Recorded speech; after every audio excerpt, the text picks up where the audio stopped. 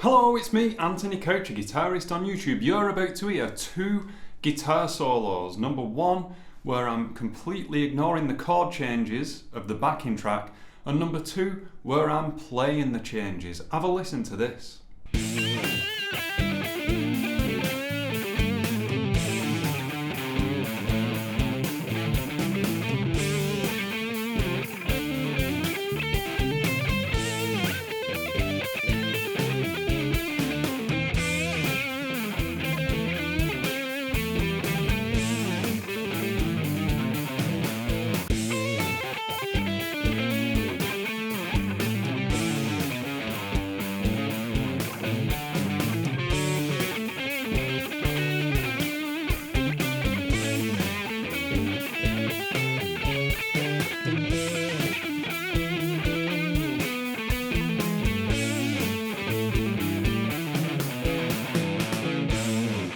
Did you hear the difference? I can definitely hear it. If you stay tuned, later on I'm going to do a little bit of an experiment with those audio files. So make sure you stick around to watch that. So I've been teaching guitar a long time, which I tend to start my videos with that little phrase. I suppose it just, all these videos can ever be is in my experience as a guitar teacher and as a guitar player. But I've been teaching guitar a long time, and people often, adult learners will come to me and they'll say, right, I want lessons. All I do is play the minor pentatonic scale over everything. In the backing track, I chose a blues because it tends to be blues and blues rock. I'm getting bored of the stuff that I'm doing. So that's what this video is about. It's about comparing playing, just the minor pentatonic over an entire chord progression versus doing it the proper way, playing the changes, or the jazz way. Now I've said that, I do want to make a bit of a disclaimer. It's not easier to do the pentatonic stuff, it's not cheap or basic and you don't progress on to other stuff. I'm actually going to talk about the pros and cons to both of these approaches, because they have got pros and cons. That backing track was me just doing a blues jam, but let's just strip away all the little fancy stuff the backing track was doing. It was just an A with an A7 in mind to a D7, back to A7, E7. Oh no, it didn't go to D7. I was going to make it D7, but I wanted it to make it really, really basic, so it stays on E7.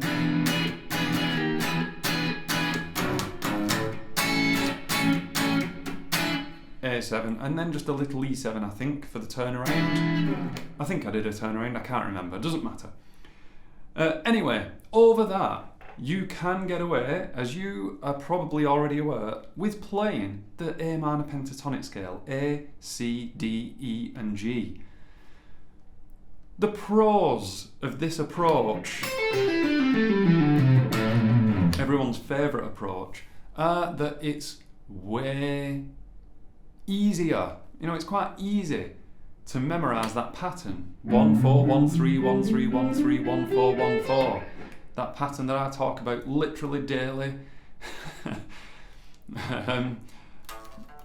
There's a reason for it. It's because it's easy to memorise, and once you've memorised it, you've got that backing track. It doesn't matter what the chord is doing, you get away with playing the A minor pentatonic scale. How does that even work? Well, A, C, D, E, and G, they are strong tones of the A7 chord. Even that C, not going to go into that, that's a different video for a different day, but that note, it's a tiny problematic note that we're playing a C natural over a chord that's got a C sharp, but it doesn't matter. I'm going to call it the flat 9, and beyond that it doesn't really matter. Sorry, the sharp 9, I'm going to call it the sharp 9. Okay. And then over that next chord, which is D, still those pentatonic notes are very nice notes to choose over a D chord or a D7 dominant chord, even better. Then over the E7 chord, those notes are still suitable. So it's a nice, convenient, easy pattern to remember. Another massive pro of it is it sounds amazing. All those incredible guitar solos in the history of rock music that just use those 5 notes, not always in A, but just root, flat and third, fourth, fifth, flat and seventh, and that's it. Maybe with a little blues note in there. I probably did that on my little demonstration for little licks like that, but other than that, it's just those 5 notes. But they're so powerful. When you get rid of tensions in the minor pentatonic scale, or any pentatonic scale, you're left with wider intervals, which are easier to wield and sound amazing. But the cons of this approach are that it's quite limiting. If you play this over all those chords, you're missing out on other cool stuff that you could do over those chords. You know, in the case of that E7 chord, yeah, you can play an A minor pentatonic scale over that.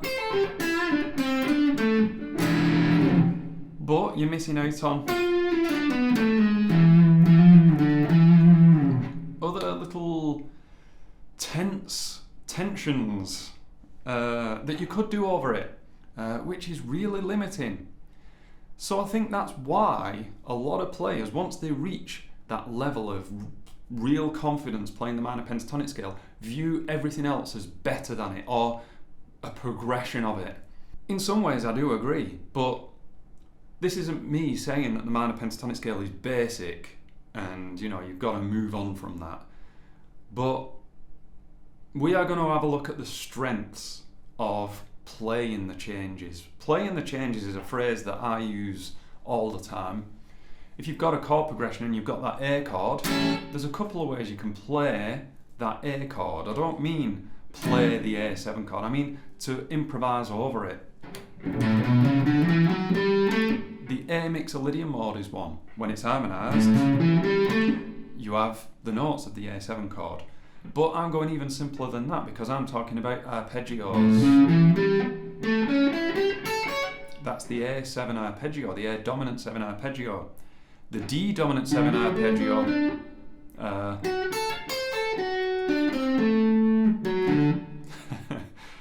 E7 arpeggio, which is just the same, 2 frets up. You see my thinking face? You use those when the chord changes and you hear the difference. Anyway, what are the pros of doing this?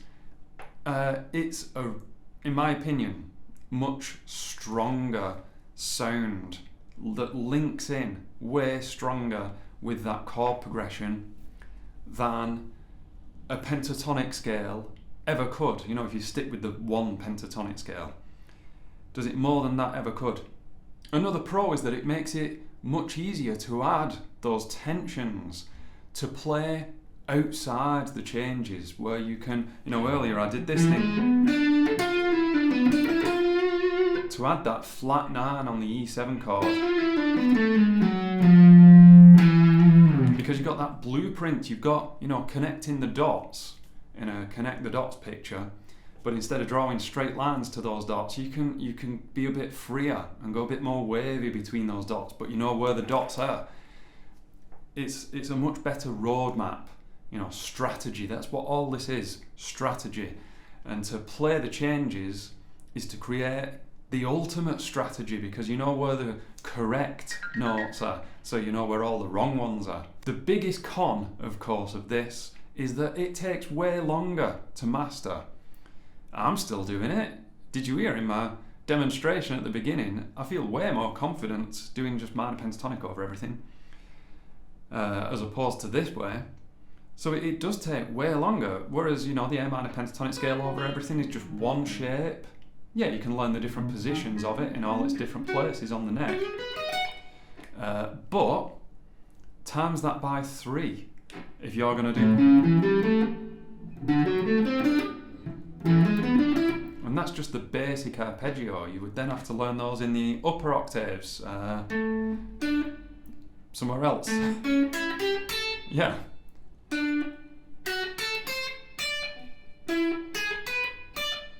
There you go. Don't know why I have to do it without looking. It just helps me.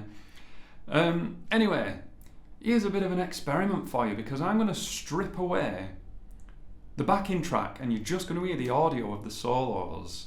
Very naked moment for me. Not in a weird way.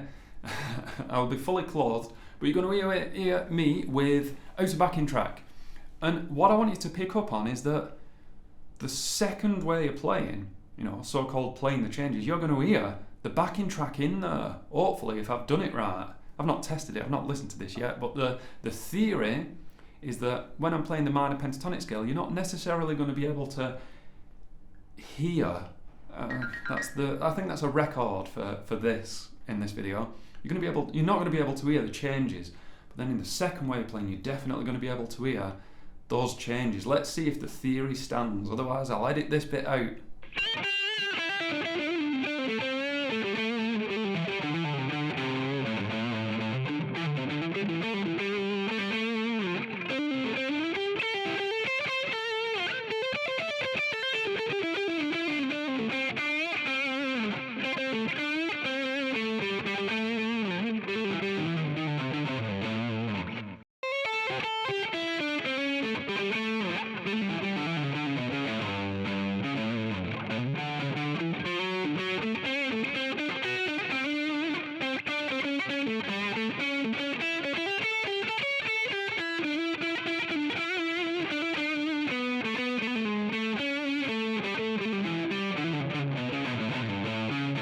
Okay, hopefully you heard it, otherwise I'm editing this out. But I'm sure you did. Anyway, there you go, playing the changes. It's tougher, takes 3 times longer in this case. If your chord progression has got 4 chords, it takes 4 times longer, and so on and so on. But then, of course, there's the option of mixing the two kinds of playing together. But that's all the fun experimentation that you could have. Anyway, thank you very much for watching. You are all incredible, but I want to reserve some special thanks for these names up here. They support me on Patreon, where you get little extra videos for each YouTube video that I do over here. Anyway, thank you, and I will see you all in the next video.